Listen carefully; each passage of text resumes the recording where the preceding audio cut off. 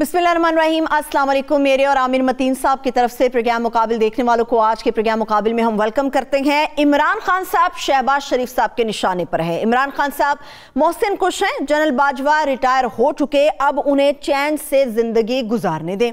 आज कौम से नहीं इदारों से मैं मुखातिब हूँ। पाकिस्तान का कर्जों का रिस्क 100% तक पहुँच गया। मौजूदा हुकूमत पर कोई भी सरमायाकार एतमाद करने के लिए तैयार नहीं। वाहिद हल सिर्फ इंतखाबात हैं। इमरान खान साहब ने भी आज हिसाब बराबर कर दिया। सवाल यह कि सियासी और मौशी सूरत हाल क्या है, इसका जायजा लेंगे आमिर साहब के तज़किये में। मगर इसके साथ साथ कराची शहर की बात होगी, जहां पर जाती सवारी रखना एक बहुत बड़ा चैलेंज बन चुका है। रवां साल डाकू सैकड़ों कारें और मुताद्दिद मोटरसाइकिलें ले उड़े हैं। सिंध पुलिस जानते बूझते बेखबर है। एक सवाल मेरे पास है कि क्या वाकई शहर कायद लावारिस हो चुका है? इस सवाल का जवाब हासिल करने की कोशिश करेंगे आज के प्रोग्राम में। आमिर साहब, सियासत तो हम रोज ही बात करते हैं, आज भी बात करेंगे, मगर मुआशी जब सूरत हाल की बात करते हैं तो हमें पता है कि एक आम आदमी सफ़र कर रहा है। हमें पता है कि अपने तई जो मौजूदा हुकूमत की मुआशी टीम है वो किसी हद तक कोशिश कर रही है। मगर अगर खान साहब बार बार ये बात करते हैं और आज फिर से करते हैं कि मुल्क डिफॉल्ट की तरफ जा रहा है, तो ये तो बड़ी ख़तरनाक सूरत हाल है। भाई वो आपने सियासत और मईशत को अलहदा कर दिया। अभी ये इकट्ठे हो रहे हैं, मईशत पे सियासत हो रही है। मगर कुछ हद तक ये इल्ज़ाम दिया जा सकता है, मगर वाकई मईशत बहुत ख़राब है। और ये सिर्फ इमरान खान नहीं कह रहे, सारा पाकिस्तान जो है इसके मतलब आवाज़ उठा रहा है और तड़प ही रहा है। तो इमरान खान ने, मैं समझता हूँ उनका एज अपोजिशन लीडर फ़र्ज़ है कि ये वो पॉइंट आउट करें। ये कह देना कि जनाब इससे पाकिस्तान के तशक्कुस को नुकसान पहुंचता है या हमें और नुकसान हो सकता है, नहीं। ये जब आपके मुल्क को ख़तरा हो, इकानमी को ख़तरा हो, तो बिल्कुल अपोजिशन का काम ये है कि उसको लोगों को भी बाखबर रखना और उसके लिए हल तलाश करना।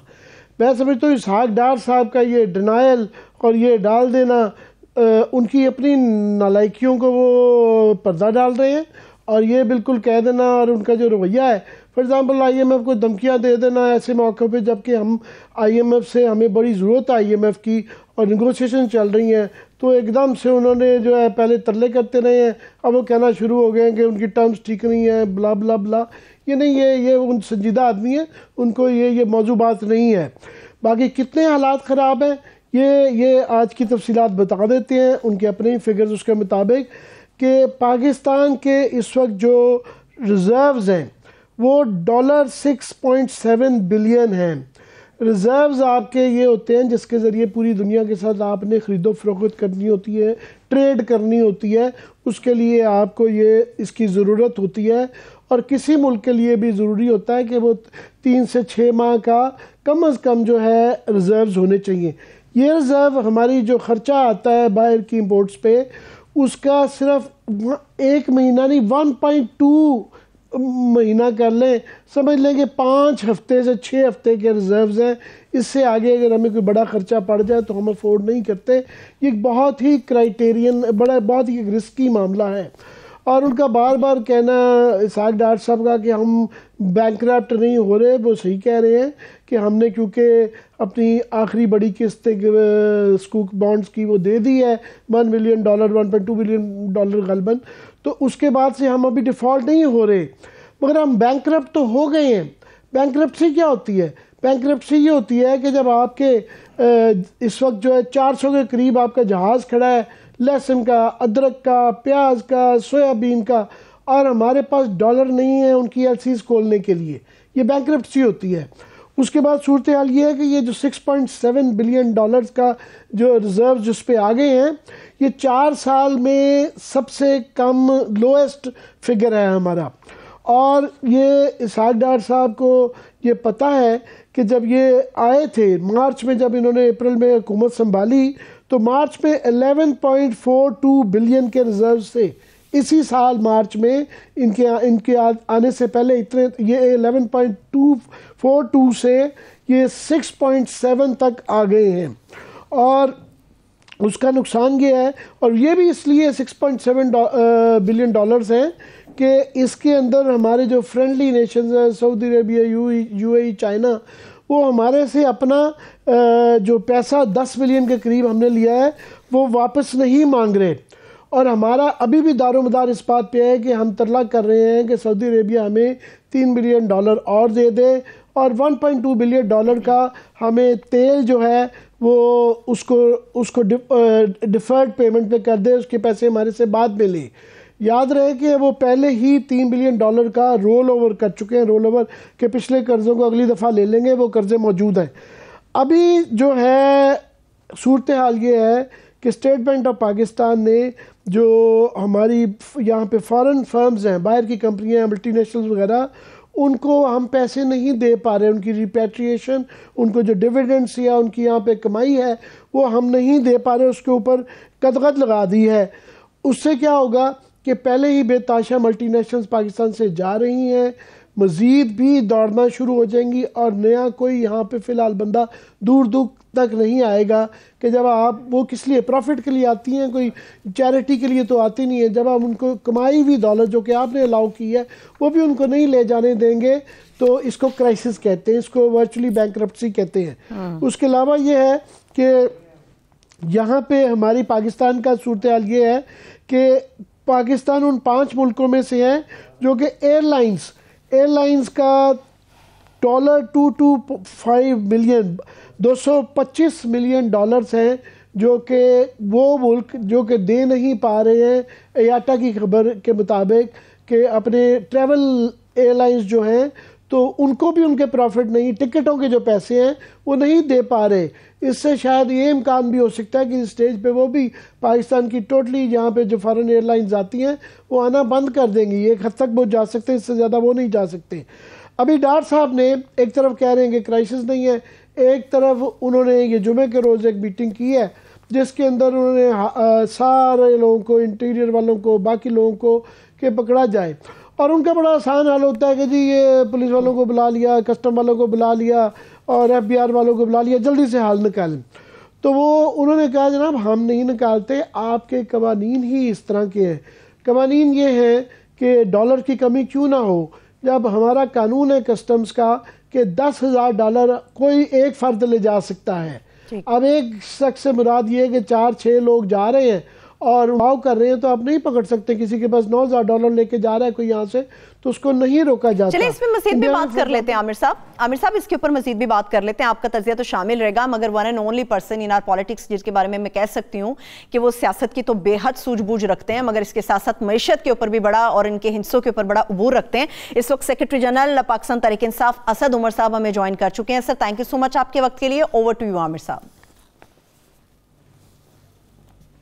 जी असद, आज बड़ा शुक्रिया आज क्योंकि इकॉनमी में भी बात हुई और इमरान खान ने भी बात की, पर एक उसके ऊपर बड़ा डिनायल सा है। इसहाक डार साहब ने कहा कि आप जो कर रहे हैं वो मुल्क के लिए ठीक नहीं है, जबकि मैं हफीज़ पाशा साहब का देख रहा था कि उनका ये कहना था कि ये जनाब आपने इसहाक डार्स की इस पॉलिसी की वजह से कि 200 रुपये का जो उन्होंने करने की कोशिश की उसकी वजह से ये ओपन मार्केट में और इंटरबैंक मार्केट में जो 10 से 20 रुपए का फ़र्क आ गया है, उसकी वजह से एक बहुत बड़ा हमारा मसला है कि जो रेमिटेंसेस आ रहे हैं वो भी कम आ रहे हैं और एक्सचेंज रेट भी कंट्रोल में नहीं आ रहा। आप क्या कहेंगे? जी बिल्कुल सही कह रहे हैं वो। हमारा आमतौर पे इंटरबैंक का और जो ओपन मार्केट है उसका फर्क जो है वो 1% 1.5% की रेंज तक रहता है। 2% पे चला जाए तो गुजारा हो जाता है। इस वक्त जो फर्क है वो 10% से भी ज्यादा ऊपर गया हुआ है और उसका नतीजा ये हो रहा है कि आपने देखा है कि 4 माह से तकरीबन हर महीने जो है हमारी जो तरसीरात ज़र आती है मुल्क के अंदर वो गिरती चली जा रही है, क्योंकि ऑफिशियल चैनल से लाने में लोगों को अब पैसे बहुत कम मिल रहे हैं और उसकी निस्बत जो है ओपन मार्केट के जरिए, हुंडी के जरिए लाएं तो ज्यादा मिलते हैं। इसी तरीके से कुछ कई लोगों का कहना है कि एक्सपोर्टर्स भी जो हैं उन्होंने अपनी रिसीट्स लेनी जो है वो ऑफिशियल चैनल से खत्म कर दी हैं या कम कर दी हैं और वो ये भी हम देख रहे हैं कि एक्सपोर्ट भी हमारी गिरती चली जा रही है। तो इसी के साथ साथ अगर आप देखें कि हमारी जो फॉरेन इन्वेस्टमेंट मुल्क के अंदर आती है वो पिछले साल से आधी हो गई है। तो कर्जे के अलावा जो बाकी जितनी भी सोर्सेज होती हैं हमारे डॉलर्स कमाने की, उन सब के अंदर मनफी रुझान नजर आ रहा है। तो मईशत जो है वो बड़ी ही खतरनाक तरीके से इस वक्त एक मोड़ पे आ गई है, और वो किसी स्टेटमेंट देने से वो बदलने नहीं वाली, ना किसी पे इल्जाम लगाने से बदलने वाली है। नंबर अपनी बात खुद करते हैं।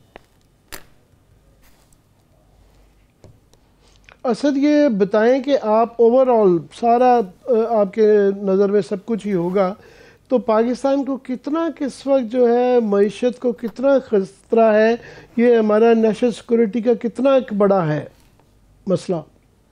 देखिए, इस वक्त जो सूरत हाल हो गई है, क्योंकि आपके पास रिजर्व खतरनाक तरीके से गिरते चले जा रहे हैं और अदायगियां करने के लिए आपके पास पैसे नहीं है, तो आप मईशत को आप समझ लें कि सुकेड़ने की कोशिश कर रहे हैं कि किसी तरीके से मेरा डॉलर मुल्क से बाहर ना जाए। उसको करने के लिए आपने एलसियां खोलनी लोगों के लिए मुश्किल कर दी हैं। यहाँ तक कि ज़रूरी दवाइयों के लिए जो खाम माल होता है उसकी एलसी खोलने में भी प्रॉब्लम हो रहा है। पोर्ट पे आके आपकी खाने की अशिया पड़ी हुई है, वो माल छुड़ाया नहीं जा सकता क्योंकि डॉलर पेमेंट अलाउ नहीं हो रही है। इसी तरीके से हमारी जो ऑनलाइन जो है बड़ा जबरदस्त एक पाकिस्तान में ट्रेंड शुरू हुआ था। हमारे जो फ्रीलांसर्स हैं वो बड़ा पैसा कमा रहे थे। हमारी आईटी एक्सपोर्ट्स में बड़ी तेजी से इजाफा हुआ 2 साल लगातार। वो भी सारी इस वक्त खतरे में पड़ गई हैं क्योंकि इंटरनेशनल कंपनीज जो हैं वो जब देख रही हैं कि पेमेंट्स ओवरड्यू होती चली जा रही हैं तो वो पाकिस्तान से विड्रॉ कर रहे हैं। जिस तरीके से भी आप देखें ना, तो एक खतरा बढ़ता चला जा रहा है आपका मईशत का, और जब इतनी खतरनाक मोड़ पे आ जाए तो वो सिर्फ माशी मसला नहीं रहता, वो कौमी सलामती मसला हो जाता है। एक और पहलू से अगर आप कौमी सलामती के देखें कि जो मुल्क के अंदर जो जराइम होते हैं, जो माशरती हालात हैं, अब बिजनेस रिकॉर्डर के वो बहुत सीरियस रिसर्च के रिपोर्टर हैं, वो कोई ऐसी कोई सियासतदान नहीं है। आज उनकी आप खबर पढ़ें, 15 लाख लोग बेरोजगार हो गए सिर्फ टेक्सटाइल इंडस्ट्री से। अब इतना बड़ा, इतनी महंगाई, पाकिस्तान की तारीख की सबसे ज्यादा महंगाई, और उसके साथ इस तरीके की बेरोजगारी, तो आप उसका माशरती जो असर होगा वो भी एक नेशनल सिक्योरिटी थ्रेट है। जी असद, ये मैं देख रहा था साग डार साहब ने सुना है आज मीटिंग बुलाई हुई थी और सबको कहा कस्टम वस्टम को कि आप ये मामला ठीक करें, और वाकई ही वहाँ जो टर्न आउट के हालात बड़े ख़राब हैं कि कस्टम्स की बहुत ज़्यादा रिपोर्ट पेश की गई कि तुरखम के ज़रिए जो है वहाँ पे बॉडी रिपोर्ट्स आ रही है। एक पुलिस वाला पकड़ा गया है $50,000 के साथ, कोई बच्चे पकड़े गए हैं जो $10,000 जूतों के डब्बों में लेके जा रहे थे। फिर बताया गया जी ऑरेंज जो माल्टा यहाँ से जाता है, किन्नू जाता है, उसके क्रेट्स में करेंसी जा रही है। इसी तरह ही वहाँ पे आपका यूरिया जा रहा है, इसी तरह ही आपकी गंदम जा रही है। तो उन्होंने कहा जी फ़िलहाल तो निज़ाम नहीं है, कुछ जिस तरह वादा किया जाता है कि इंशाल्लाह इसको ठीक कर देंगे, मगर क्या ये जो ओवरऑल हमारा इस वक्त फॉरेन एक्सचेंज का और रिजर्व्स का जो मसला आ रहा है और करंट अकाउंट डेफिसिट का भी मसला आ रहा है, तो ये प्रिलिमिनरी छोटे छोटे एडमिनिस्ट्रेटिव स्टेप से ठीक होगा या इसके लिए बड़ा कोई मैक्रो हमें फिस्कल मेजर्स करने होंगे? देखिए, जो जाहिर है कि सस्टेनेबल जो चीज़ है वो तो यही है कि बुनियादी रिफॉर्म की जाए। उसके अंदर आपका फिस्कल मसला बहुत बहुत सीवियर प्रॉब्लम होता चला जा रहा है और अनसस्टेनेबल होता जा रहा है। हमारे एक्सटर्नल इम्बैलेंसेस जो हैं वो बेहतर होने शुरू हुए थे, आपकी रेमिटेंसेस बढ़नी शुरू हुई थी, एक्सपोर्ट बढ़नी शुरू हुई थी।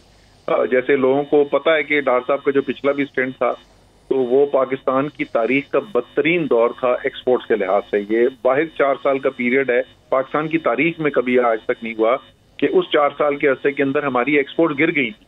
वरना ये तो होता है कि एक्सपोर्ट जिस रफ्तार से बढ़ रही है वो कभी तेज हो जाए कभी स्लो हो जाए, लेकिन ये डार साहब का वाहिद 4 साल का अरसा है पाकिस्तान की तारीख में जहाँ पे एक्सपोर्ट एक्चुअली कम हो गई थी, और वही फिनोमेना दोबारा रिपीट होना शुरू हो गया है। ये पता नहीं कहाँ से मईशत सीख के आए हैं, इनके दिमाग में वो घुस जाता है कि डॉलर को मैं किस तरीके से मसनूई तरीके से कर दूं। अब ये जो सारे एडमिनिस्ट्रेटिव स्टेप्स हैं, इनसे मार्केट के अंदर पैनिक बढ़ रहा है, और जो कारोबारी लोग हैं अगर आप उनसे इस वक्त बात करें तो वो तो बिल्कुल इस वक्त एक पैनिक सिचुएशन में आए हुए हैं। उनको समझ में नहीं आ रही कि मुल्क जा किधर रहा है। लेकिन मुझे ये इजाजत दें कि इसका जो हल निकलना है ना आमिर, वो सिर्फ माशी इकदाम से नहीं निकलना। ये बहरान पैदा हुआ है एक सियासी बहरान से।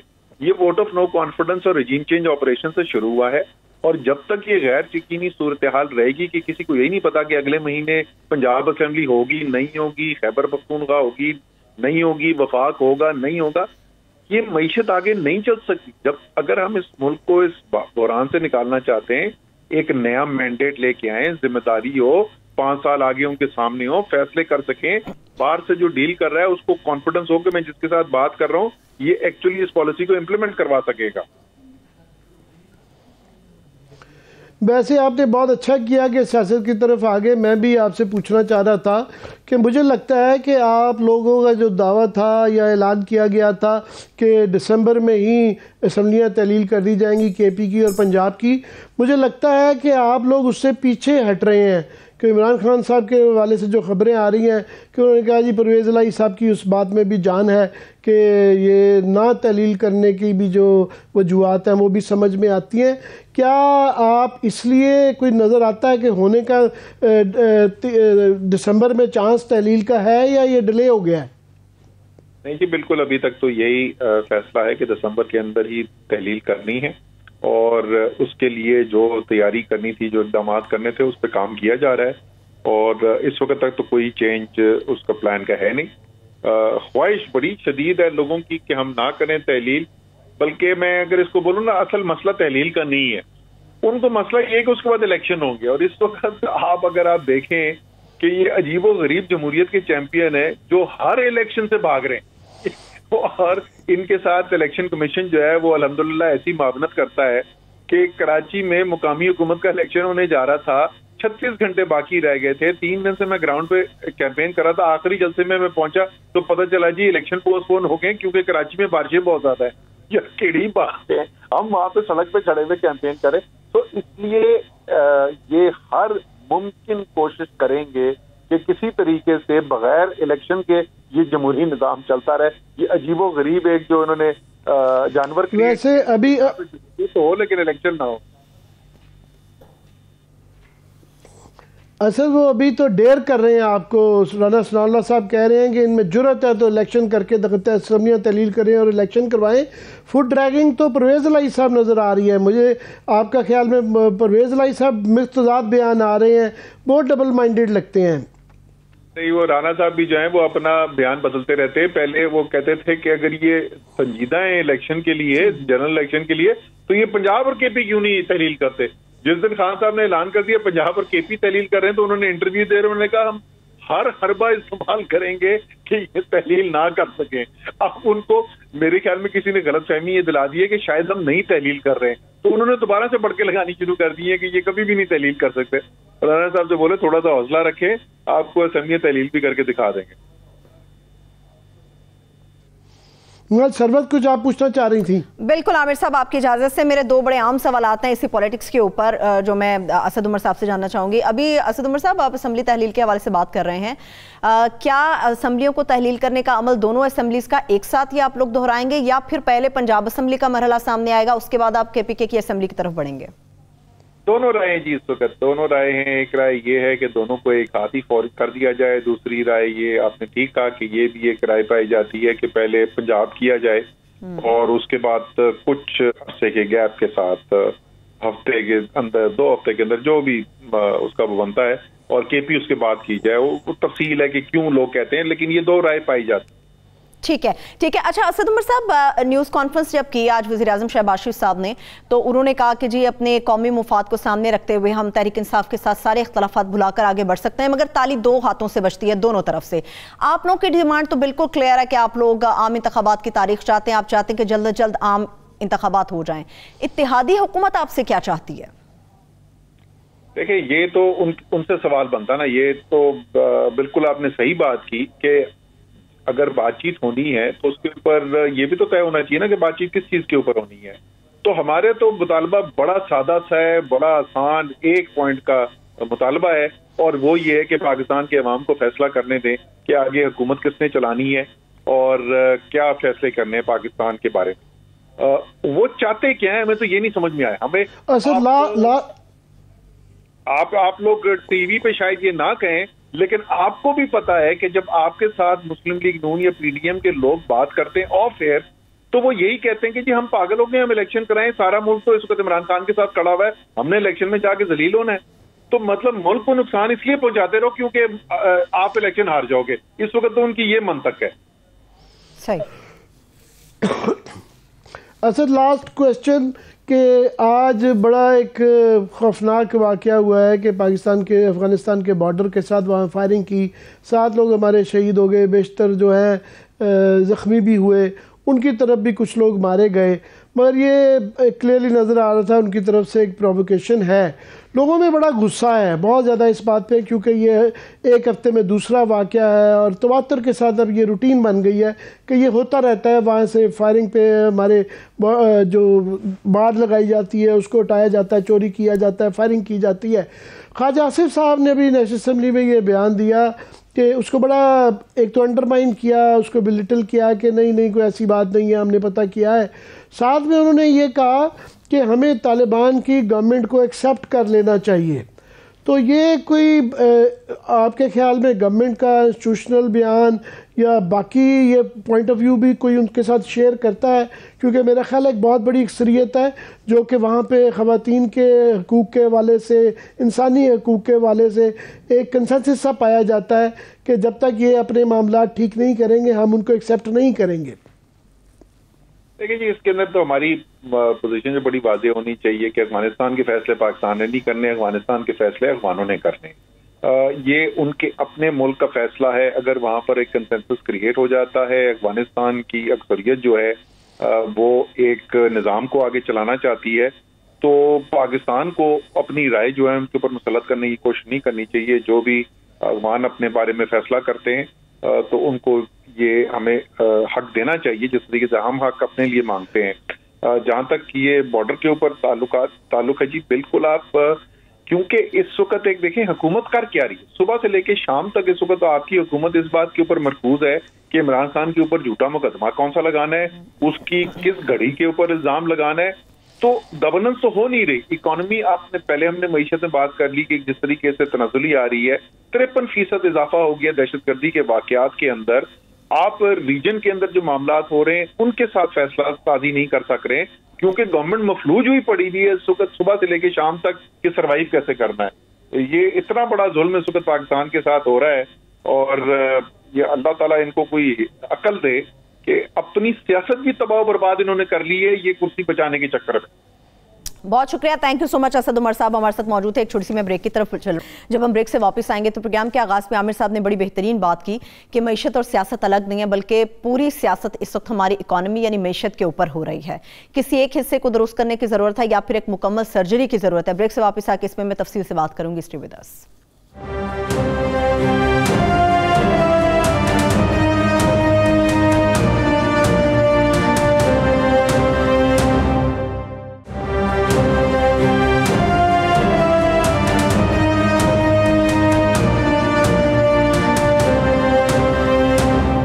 ब्रेक के बाद एक बार फिर से प्रोग्राम में हम आपको खुश आमदेद कहेंगे। आमिर साहब, जब हम इकोनॉमी की बात करते हैं, मैशत की बात करते हैं, आपको नहीं लगता कि जब सियासतदान या हमारे मकबूल सियासतदान आकर प्रेस कॉन्फ्रेंस करते हैं, मीडिया से मुखातिब होते हैं और कहते हैं जी मुल्क डिफॉल्ट की तरफ जा रहा है, तो ऑटोमेटिकली सरमायाकारों का एतमाद तो मैशत से उठ जाएगा, पाकिस्तान से उठ जाएगा, वो यहाँ से मूव करना शुरू कर देंगे जो नुकसानदेह है? ये बुनियादी बात ही आपने जो कही यही है कि इस वक्त पूरी दुनिया हमारे पे एतबार नहीं कर रही, कोई लोग यहाँ पे इन्वेस्ट नहीं कर रहे, जिसकी वजह से कि हमें अगर जो कर्ज़े चाहिए भी हैं तो वो फिर मिलने में मुश्किल हो जाते हैं या बहुत महंगे मिलते हैं। IMF भी डिले होता जा रहा है और ये डार साहब का ये जो रवैया हो गया है बड़ा धमकिया मेज़ किस्म का, इस तरीके से नेगोशिएशंस नहीं की जाती हैं और आप अपनी सूरत हाल देखते हैं। और यहाँ इस वक्त है क्या क्राइसिस, क्या है क्राइसिस? सिर्फ इकॉनमी का नहीं, ये मल्टी प्रॉन्ग्ड है।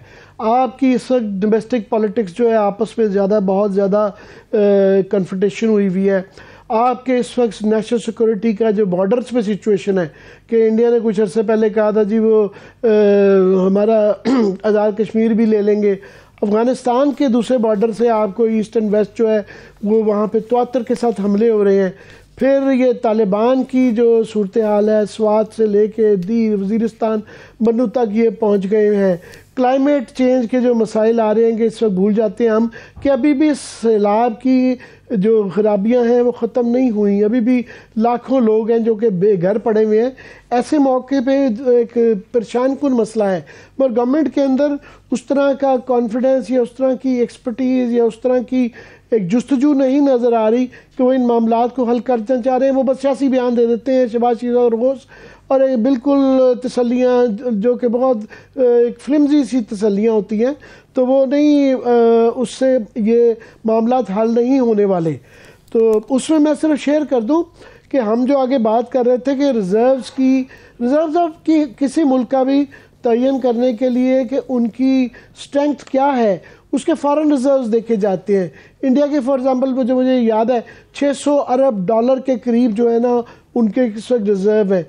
ये 30-40 मिराल अरब के जो हैं वो बांग्लादेश के हैं।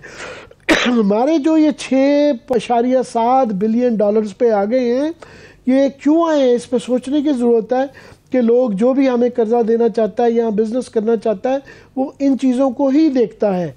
और सूरत हाल ये है कि पिछले अक्टूबर में फिगर्स देख रहा था, पिछले साल अक्टूबर 2021 के अंदर जो है हमारे 17.2 बिलियन डॉलर के रिजर्व्स थे, जो कि इस दफ़ा अक्टूबर 22 के अंदर 8.9 पे आ गए। ये 48% का ड्रॉप है, बहुत ड्रास्टिक ड्रॉप। चलिए इसके कॉन्सिक्वेंसेस की तरफ भी आते हैं आमिर साहब, माजरत इसके कॉन्सिक्वेंसेस पे भी आते हैं, मगर इस वक्त माहिर मईशत आबिद सुलेरी साहब हमें ज्वाइन कर चुके हैं। Sir thank you so much आपके वक्त के लिए। ओवर टू यू आमिर साहब। जी आबिद साहब बहुत बहुत शुक्रिया आपके हमें ज्वाइन करने का। आबिद सुलेरी साहब इकोनॉमिस्ट भी हैं, पॉलिटिकल इकोनॉमी को भी बड़ा अंडरस्टैंड करते हैं, फिर SDPI मेरा हाल पाकिस्तान का टॉप का इस वक्त थिंक टैंक है उसको भी रन करते हैं। ही is the best person to talk to. Suleri साहब ये अभी हम बात कर रहे थे, इसहाक डार साहब ने एक ज़ाहिर है हमारे रिजर्व्स का और करेंसी का एक प्रॉब्लम चल रहा है कि ऑलमोस्ट बैंकरप्सी टाइप हो गया, हम एलसीज निकलवा पा रहे, मगर उन्होंने जो उसकी वो निशानदेही किया, उनका जी अफगानिस्तान में जो डॉलर आ रहे हैं वो मोरलेस उन्होंने कहा जी यही है। तो आपका क्या ख्याल है, ये बस एक अफगानिस्तान की डॉलर स्मगलिंग का एक फैक्टर है, क्या बाकी कौन से फैक्टर हैं जिसकी वजह से ये क्राइसिस चल रहा है और इसका हल क्या है? ये देखिए अफगानिस्तान में वाकईतन इस वक्त कंफ्लिक्ट हो रही है, लेकिन उसके साथ साथ अगर आप देखें तो पिछले 8-10 महीनों में सियासत इस्तेहकाम की वजह से जेन्युइन जो इन्वेस्टर थे वो इस वक्त इन्वेस्टमेंट करने से चाहिए हैं। जो दोस्त ममालिक जिन्होंने रोल ओवर करने हैं वो यही वेट कर रहे होते हैं कि डोमन पॉलिसी होगी। फरवरी मार्च में वो वेट कर रहे थे, अभी वो वेट कर रहे हैं कि क्या PDM होगी या कोई केयर टेकर सेटअप आएगा या PTI होगी या कोई और हुकूमत होगी। इसके साथ अगर आप देखें तो PTI भी आखिरी दिनों में सियासी मसलों की वजह से IMF का प्रोग्राम जो है उसको कंप्रोमाइज करना पड़ा और अब्दार साहब को भी करना पड़ रहा है। स्पेशली एनर्जी के जो रेट्स हैं उनको देखा जाए या जो रेवेन्यू शॉर्टफॉल है पेट्रोलियम डेवलपमेंट लेवी की वजह से जो नए टैक्सेस लगने हैं, तो जाहिर है कि जिस वक्त एक हुकूमत इलेक्शन मोड में हो उसमें बड़ा मुश्किल हो जाता है आपके नए टैक्सेस लगाना या रेवेन्यू शॉर्टफॉल को मीट करना। और ऑन टॉप ऑफ इट इस वक्त जो हमारा डेट का जो क्राइसिस है वो मेरा ख्याल है कि मालियाती हिफाजत से ज़्यादा बड़ा वो आपके फॉरेन अफेयर का क्राइसिस है। इस वक्त हमारे डेट जो है 60% हमारा सऊदी अरब और चीन को हमने देना है और 20% जो है वो IMF और बाकी जो मल्टीलैटरल हैं और जो पेरिस क्लब है उनको देना है। तो 80% कर्जा जो है वो तो आपका फॉरेन पॉलिसी की मिन्नत है। अगर आपकी अमेरिका से ताल्लुकात अच्छे होते हैं तो IMF आपको सपोर्ट कर रहा होगा, अगर आप सऊदी अरब और चाइना से ताल्लुकात अच्छे रखते हैं तो रोल ओवर मिल जाएगा। तो ये एक बैलेंसिंग एक्ट कायम रखना और ये देखना कि किसी एक मुल्क के साथ ताल्लुक किसी दूसरे मुल्क से असरअंदाज ना हो, ये एक बहुत बड़ा चैलेंज है इस वक्त। और ये मेरा ख्याल में हमारा मेक अ ब्रेक पॉइंट है कि हम आबिद अगर आपसे ये कहा जाए कि फौरी आप बताएं हाल, अगर से आपसे पूछा जाए आपको लेट्स से कि फॉरेन मिनिस्टर कल फाइनेंस मिनिस्टर बना देते हैं और आपको एकदम से कोई 2-4 मेजर्स करने चाहिए जिससे कि ये क्राइसिस वक्ती तौर पे टल जाए, तो क्या करेंगे आप? जी आमिर भाई, ये अपना तो इसको तो करना बनाए, मुझे बहुत बड़ी बदुआ दे रहे हैं, लेकिन असल जो चीज़ है इस वक्त मुल्क में सियासी इस्तेहकाम जो है उसका खात्मा जो बहुत जरूरी है। इस वक्त हमें अपने दोस्त ममालिक को IMF को ये दिखाना है कि कोई भी हुकूमत हो वो अपनी कमिटमेंट पूरी कर रही होगी, पॉलिसी में कंसिस्टेंसी होगी और ये सियासी जमातों के भी हाथ में है। जो सियासी जमात भी समझती है कि वो अगला इलेक्शन जीत से हुकूमत बनाएगी, ये उसके मफाद में है कि पाकिस्तान में एक मजबूत इकॉनमी को छोड़ के जाए, उनको विरसे में मिले। तो इस वक्त जरूरत ये समझती है कि ये जो 2-3 इशूज है, सब्सिडी का इशू है, एनर्जी प्राइसेस का इशू है, और आपका स्टेट ओन्ड एंटरप्राइजेस की प्राइवेटाइजेशन का इशू है, इन पे सियासत ना की जाए, बल्कि इन पे कुछ मिल बैठ के अगले 3 साल के लिए एक कंसिस्टेंट पॉलिसी बनाने की जरूरत होगी, ताकि वो पॉलिसी बने और जो भी पार्टी जीत के आए वो उस पॉलिसी पे चल रही हो। ये सब इसके लिए अगर आपको नेशनल इकोनॉमिक सिक्योरिटी काउंसिल बनाना पड़ती है तो वो भी बनाने में कोई हर्ज नहीं है कि एक नेशनल इकोनॉमिक सिक्योरिटी काउंसिल बन जाए, जिसमें आबिद ये आप mid term and long term solutions बता रहे हैं। इस वक्त ये क्लियरली नज़र आ रहा है कि गवर्नमेंट और अपोजिशन मिल बैठने के लिए तैयार नहीं है और ये सियासी गैर इस्तेहकामी रहेगी। अंडर दी सर्कमस्टांसेस फौरी तौर पे ये जो रिजर्व्स का क्राइसिस है और हमारे पास जो डॉलर नहीं है एलसीज खुलवाने के लिए सबसे इम्पोर्टेंट स्टेप क्या लेना चाहिए? तो फिर हमें अपनी फॉरेन पॉलिसी पे तवज्जो देना होगी कि हम सऊदी अरब, चाइना और अमेरिका, इन तीनों से एक वक्त बहुत अच्छे ताल्लुकात बना के रखें, ताकि रोल ओवर भी मिल रहा हो और IMF में आपको थोड़ा सा रिलीफ भी मिल जाए। और उस पर पाकिस्तान की जो पोजीशन होगी रशिया के साथ, वो बड़ा मैटर करेगी कि पाकिस्तान को रशिया के साथ अपने ताल्लुकात इस तरह के रखने होंगे, रशियन पॉलिसी इस तरह की अपनानी होगी कि ना चीन नाराज हो और ना अमेरिका नाराज हो। ये रशिया वाली आपने बड़ी अच्छी बात की। हम 1 साल से वैसे कह रहे हैं कि रशिया की तरफ एक्सप्लोर करें, जब से इमरान खान गए, क्योंकि वो पॉलिटिकल इशू बन गया और इस वजह से जो उसको एक्सप्लोर ही नहीं किया गया रहा। पूरी दुनिया, ख़ासतौर पे इंडिया जो है करेंसी स्वाप्स के ज़रिए वहाँ से ऑयल लेता रहा और उन्होंने इकॉनमी अपनी खड़ी कर ली। अब ये जाके 8 माह बाद कह रहे हैं जी हम एक्सप्लोर कर रहे हैं और किया जा सकता है। और आपने सही कहा कि फौरी तौर पर अगर हल हो, क्योंकि सबसे बड़ी हमारा खर्चा तो एनर्जी का है, तो वो किया जा सकता है। मगर ये भी मुझे नहीं लगता कि ये इनको क्योंकि पॉलिटिकली नुकसान पहुंचता है कि ये रशिया से कर पाएंगे। दूसरा, ये जो बड़ा तहमकाना एक रवैया डार साहब का नज़र आ रहा है IMF की तरफ कि जनाब उन्होंने जिस तरह लगता है कि हमने उनको कर्ज देना है, उन्होंने हमें कर्ज नहीं देना, क्या मुनासिब है ये? जी देखिए, इस वक्त IMF के बारे में तो डार साहब ने जो कहा शायद वो पॉलिटिकल स्टेटमेंट है, लेकिन जब मैं IMF से बातचीत करता हूँ और उनसे मैं पूछता हूँ कि मसला कहाँ पे है, तो जो हमारे नंबर्स हैं हमने जो दिए हैं फ्रंट पे स्पेंडिंग के, IMF उसकी डिटेल जानना चाह रहा है कि किस महीने में किस जिले में कितने पैसे खर्च होंगे, और उस तरह की कोई बाइफरकेशन इस वक्त तक मिनिस्ट्री ऑफ फाइनेंस नहीं दे पा रही। तो दो लेवल पे IMF के साथ बातचीत जारी है। एक तो आपकी जो पॉलिटिकल लेवल होता है और दूसरा जो आपका टेक्निकल लेवल है। और इस पर टेक्निकल लेवल पे भी डाटा की जो कंसोलिडेशन है वहाँ पे एक इशू आया हुआ है। आबिद, मैं क्विकली आपसे जानना चाहूँगा, हफीज़ पाशा साहब पाकिस्तान के बड़े नामवर इकोनॉमिस्ट हैं, उन्होंने बड़ी एक डर ही गया हूँ मैं तो सुन के, सबको पता है, मगर एक जब इकोनॉमिस्ट कहता है तो और डर लगता है। वो कहते हैं जी तारीखी तौर पे जब भी हमारे रिजर्व्स बहुत ज़्यादा गिरते हैं तो फिर रुपये जो है ना वो और गिरता है।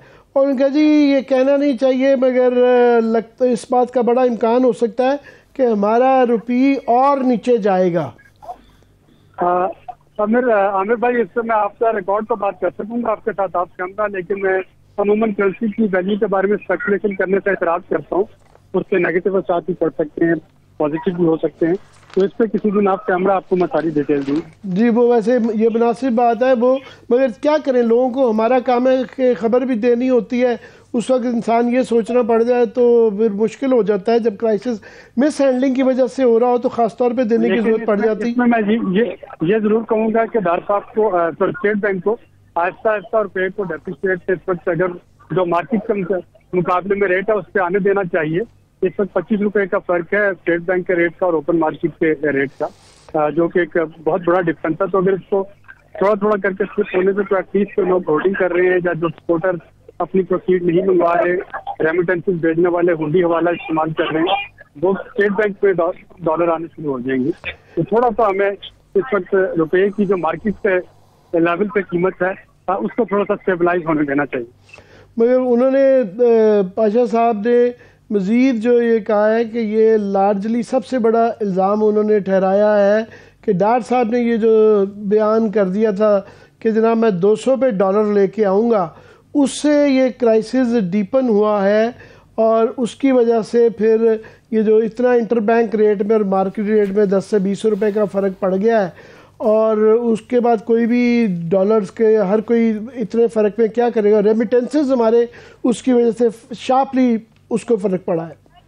जी जाहिर है इकॉनमी जो है वो पॉलिटिकल इकॉनमी से जुड़ी हुई है, और आप सियासत से ज़्यादा हो के मीशत जो है वो नहीं चला सकते। इस वक्त मीशत को सियासत की जरूरत है और सियासत को मीशत की जरूरत है। ये थोड़ा सा देखना पड़ेगा। कोई भी ऐसी स्टेटमेंट का वो पॉलिटिकल स्लोगन हो वो देने से इस वक्त एतराज़ करना होगा, क्योंकि हमारी मीशत उसको बर्दाश्त नहीं कर पाएगी। बहुत बहुत शुक्रिया आपका आबिद हमारे से बात करने का। आई एम सॉरी आप किसी फंक्शन में थे और हमने आपको तकलीफ दी। चलें, बेहद शुक्रिया आबिद सलेर साहब हमारे साथ मौजूद थे। एक ब्रेक की तरफ चलते हैं, ब्रेक से वापस आके गुफ्तगू यही से आगे बढ़ेगी और एक सवाल का जवाब जानने की कोशिश करेंगे कि क्या शहर कायद को कभी कोई वारिस भी मिलेगा। एक ब्रेक, स्टे विद अस।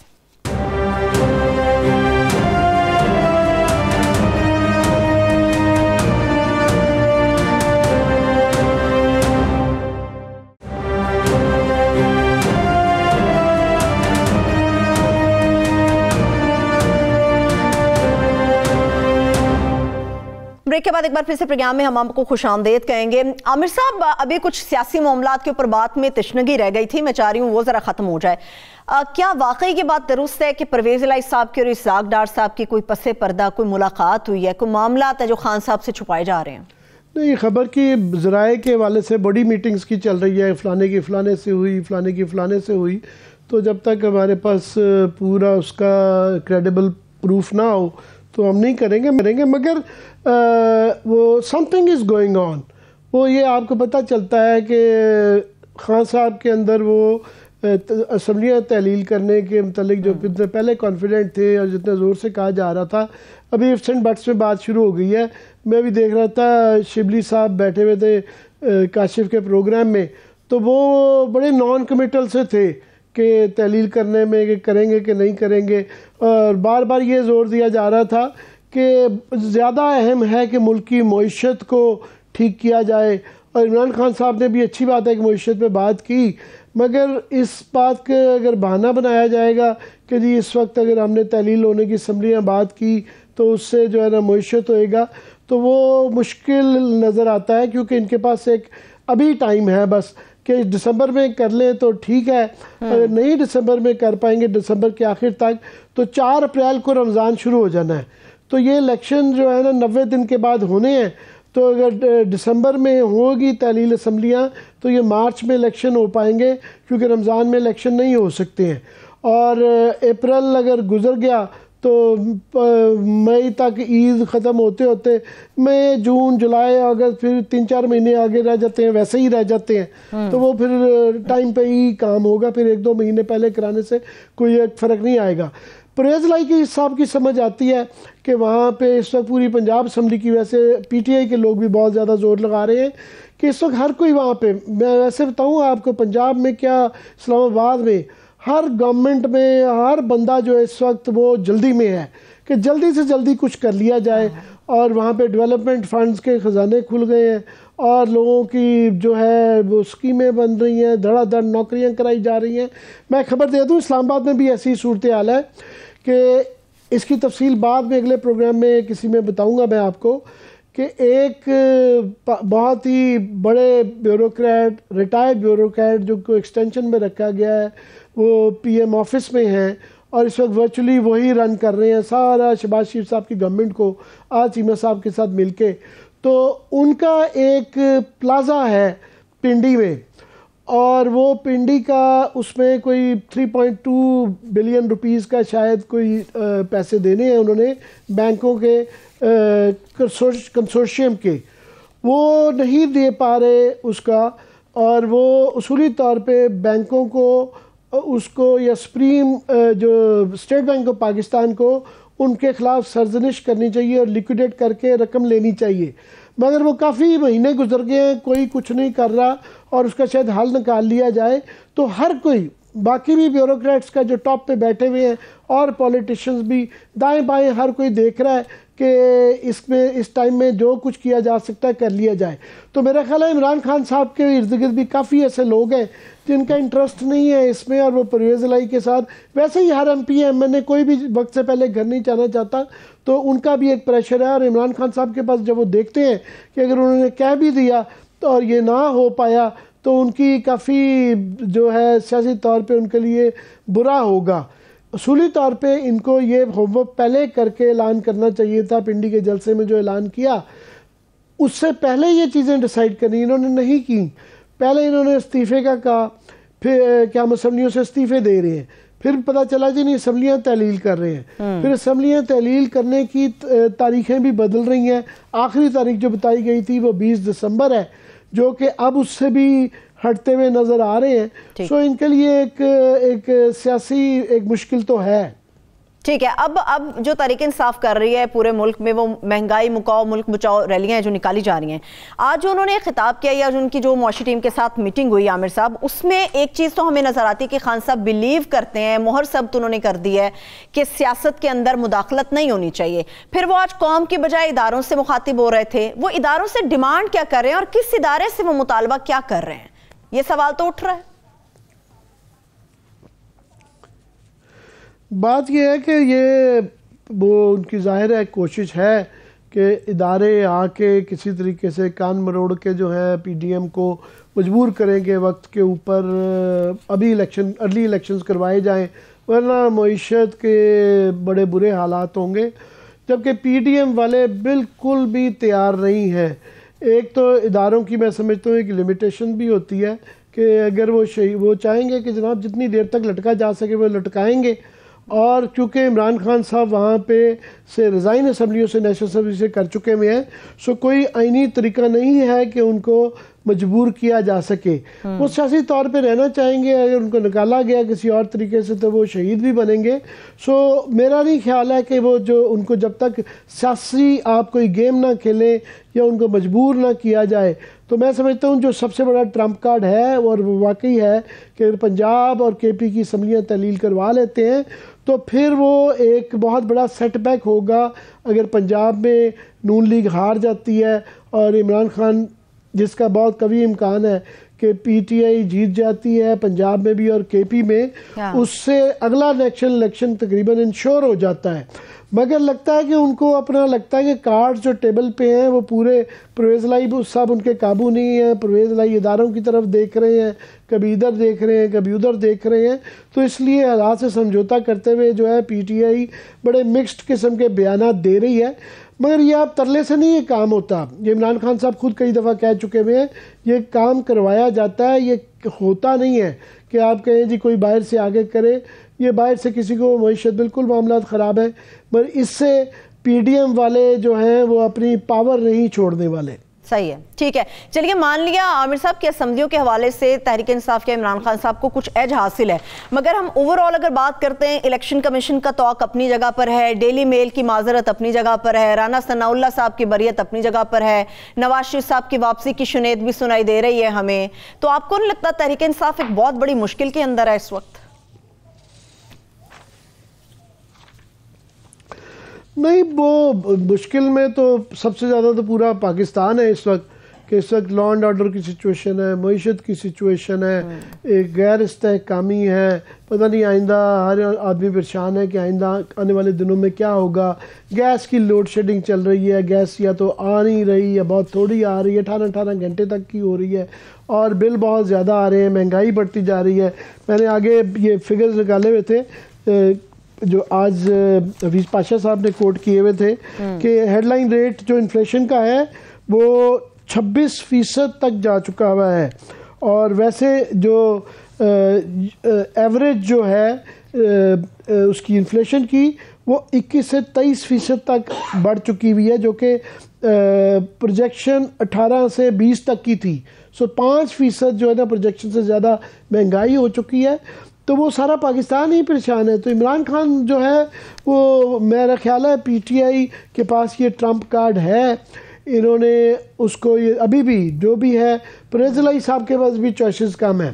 परवेज़ इलाही साहब जो हैं वो अगर वो उनके लिए भी पीडीएम के साथ जाना तकरीबन नामुमकिन है, तो वो अपना मैं समझता हूँ कि एक खेल रहे हैं, एक गैम्बल कर रहे हैं कि जितना प्रेशर डाला जा सके, पर ज़्यादा ये चीज़ें करेंगे तो उनको भी मुस्तकबिल, उनका सियासी मुस्तकबिल पीटीआई के साथ अच्छे ताल्लुकात में है, इसको बहुत ज़्यादा स्ट्रेच करेंगे और बुरे हालात में अगर ये इनके दरमियान में कोई अलग-अलग रास्ते चुनने का स्टेज आ जाती है तो वो पीटीआई के लिए तो छोड़ें, परवेज़ इलाही साहब के लिए this will be the end of his political career. ठीक है, चलिए ये तो सारी सियासी जमातों की बात, अगर हम पाकिस्तान पीपल्स पार्टी की बात ना करें आमिर साहब तो ये बहुत बड़ी ज्यादती होगी। कराची के अंदर क्राइम्स के हवाले से जो फिगर्स हैं वो बड़े खौफनाक है, उस पर तो मैं फिर बाद में आऊंगी, मगर अगर सूबाई हुकूमत की हम बात करते हैं तो इनका सियासी मुस्तकबिल आप क्या देख रहे हैं आइंदा आम इंतखाबात में, और इनकी मौजूदा गवर्नमेंट को आप किस तरह से रेट कर रहे हैं? नहीं, गवर्नमेंट का एक बहुत बड़ी वजह तो ये है कि वो उनके लिए प्रायोरिटी जो है वो इस वक्त परफॉर्म करने से ज़्यादा है कि कोलिशन पार्टनर्स को कैसे खुश रखा जाए। आज आपने देखा होगा बाप पार्टी का भी बड़ा सख्त बयान आया है कि जनाब हमें जब आपकी ज़रूरत थी तो उस वक्त तो आप बहुत ज़्यादा तरले कर रहे थे।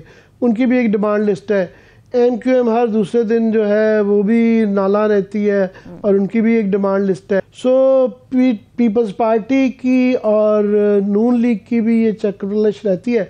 फॉर एग्ज़ाम्पल इस वक्त जो है 250-300 ब्यूरोक्रेट हैं 20 से 21वें ग्रेड में जिन्होंने जाना है, उनकी बोर्ड में डिसाइड हो गया हुआ है, फैसला हो गया हुआ है, पर वो 3-4 माह हो गए हैं उसके अंदर डिले पड़ती जा रही है और ये फैसला नहीं हो, उनको अनाउंस नहीं किया जा रहा, क्योंकि काफ़ी लोग जो है वो चाह रहे थे कि इसको डिले करके अपनी मर्ज़ी के बंदे निकलवाए जाएं और डाले जा सके।